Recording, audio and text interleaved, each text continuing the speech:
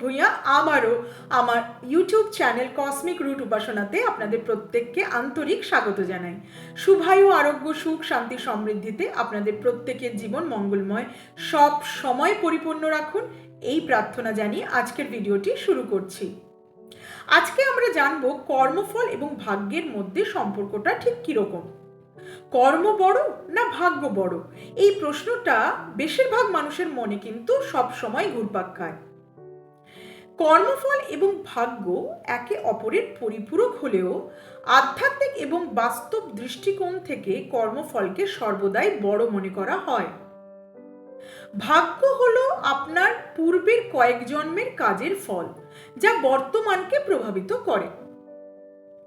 তবে নিজের সঠিক কর্ম এবং পরিশ্রম দ্বারা তার বর্তমান পরিস্থিতি ও ভবিষ্যৎকে নতুন করে গড়ে তোলার ক্ষমতা কিন্তু প্রত্যেক মানুষেরই আছে। এই বিষয়ে বিভিন্ন দর্শনের মূল ভাবনা কিন্তু বিভিন্ন রকম। যেমন শ্রীকৃষ্ণ গীতায় বলছেন, মানুষের অধিকার শুধু কর্ম করার মধ্যেই সীমাবদ্ধ, ফলের ওপর নয়। অর্থাৎ আপনি যে কাজই করবেন তার ফলাফল আপনার কর্ম অনুযায়ী নির্ধারিত করবেন ঈশ্বর।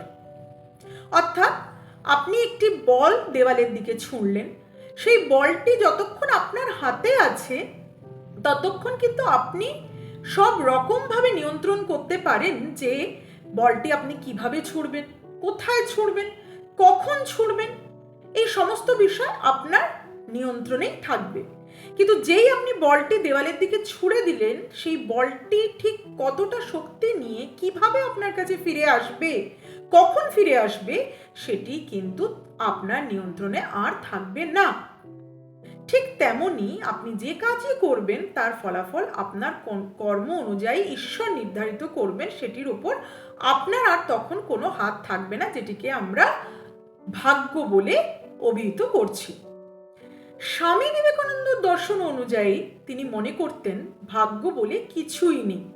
মানুষের চেষ্টা ও যত্নের মাধ্যমেই তার ভাগ্য ও কর্মফল গড়ে ওঠে এবং বর্তমান ভাগ্য, বর্তমান জন্মের যে মানচিত্র, সেটিও আপনার পূর্বজন্মের ভাগ্যেরই কর্মফল। অর্থাৎ ভাগ্য বলে আলাদা করে কিছু হয় না, সবটাই কর্মফল বলেই স্বামী বিবেকানন্দ মনে করতেন।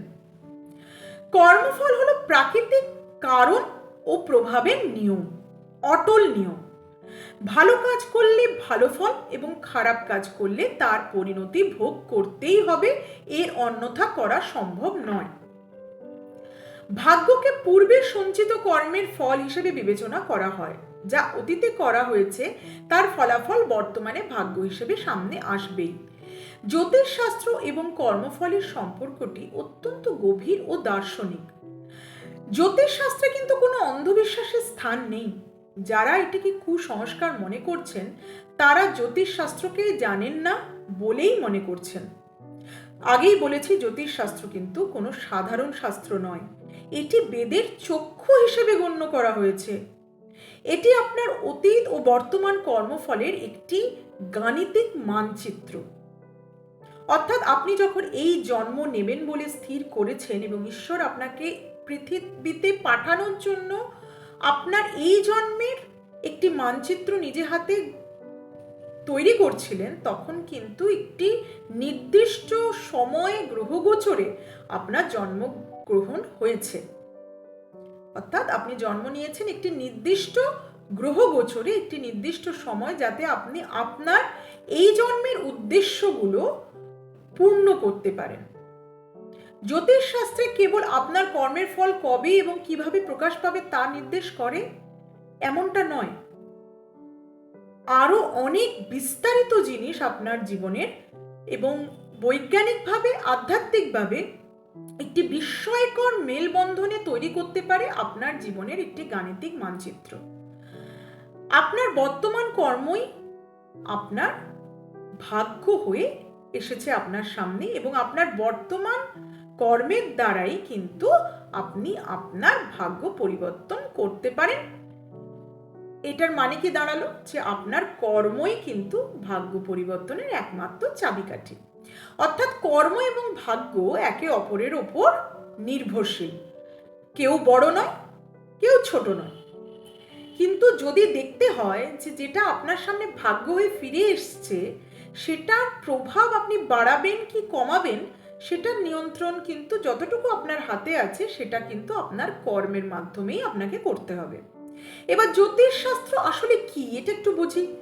জ্যোতিষশাস্ত্র মূলত আপনার পূর্বজন্ম ও বর্তমান জীবনের কর্মফল বা সংস্কারের প্রতিফলন। আপনার জন্ম লগ্নে গ্রহ ও নক্ষত্রের অবস্থান দেখে একজন সুদক্ষ জ্যোতিষী সহজেই বুঝতে পারেন আপনার অতীত কর্মফলে সৃষ্ট শুভ বা অশুভ শক্তির রূপ, জীবনের প্রধান চ্যালেঞ্জগুলো, প্রধান সম্ভাবনাগুলো। শনি গ্রহকে সাধারণত কর্মফলের নির্দেশক বা কার্মিক গ্রহ হিসেবে ধরা হয় এবং রাহু কেতু পূর্বজন্মের অমীমাংসিত কর্মের হিসেব দেখায়। এখানে এই প্রসঙ্গত একটু বলে রাখি, কর্মফল বা কর্মবাদ কি? কর্মবাদ হলো কার্যকারণ বা কজ এন্ড এফেক্টের সার্বজনীন নিয়ম। যেমন কর্ম তেমন ফল, আপনি যেমন বীজ বপন করবেন তেমনই ফল কাটবেন। এটি অর্থাৎ কর্মকে আমরা তিনটি ভাগে ভাগ করেছি: প্রারব্ধ কর্ম, সঞ্চিত কর্ম, আগামী কর্ম। 1 নম্বর হচ্ছে প্রারব্ধ কর্ম, যে কর্মফল আপনি এই জন্মে ভোগ করছেন এবং যা পরিবর্তন করা কারোর পক্ষে সম্ভব নয়। সঞ্চিত কর্ম, দ্বিতীয়টি হচ্ছে সঞ্চিত কর্ম, আপনার পূর্বজন্মে জমা হওয়া কর্মের ভান্ডার, সে পাপী হোক কি পুণ্যই হোক। 3 নম্বর হচ্ছে আগামী কর্ম, আপনার বর্তমান জীবনের কাজ যা আপনার ভবিষ্যৎ নির্ধারণ করবে, অর্থাৎ আগামী জন্মে এবং এই জন্মের ভবিষ্যৎ যে কর্ম নির্ধারণ করে সেটাই হচ্ছে আগামী কর্ম। এই কর্মের উপর কিন্তু সব সময় আপনার নিয়ন্ত্রণে শেষ কথা বলে। জ্যোতিষ বনাম কর্মফল যদি দেখি তাহলে দেখব কুণ্ডলী বা জন্মছক হলো একটি আয়না যা আপনার বিগত কয়েক জন্মের কর্মের ফলকে দৃশ্যমান করে।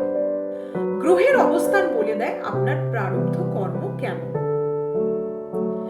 জ্যোতিষ শাস্ত্রে আপনার ভাগ্য ফল জানলেও আপনার বর্তমান কর্ম অর্থাৎ সৎকর্ম, প্রচেষ্টা, সৎচিন্তা, সঠিক সিদ্ধান্ত গ্রহণ সেই ভাগ্যকে পরিবর্তন বা নিয়ন্ত্রণ করার ক্ষমতা অবশ্যই রাখে।